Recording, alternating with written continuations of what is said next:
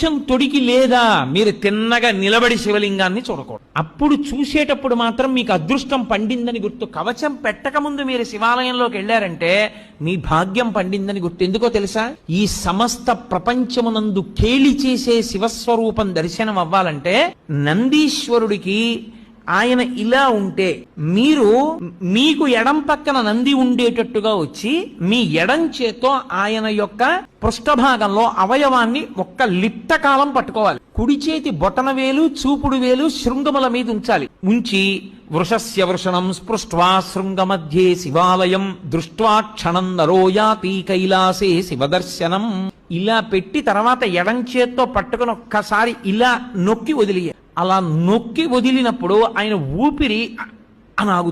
ఆయన ఊపిరిలో సయ్యాటలాడుతుంటాడు ఊయలలో శివుడు. ఆ ఊయల ఆగినప్పుడు ఆ శివలింగాన్ని ఒక్కసారి చూసిన వారెవరో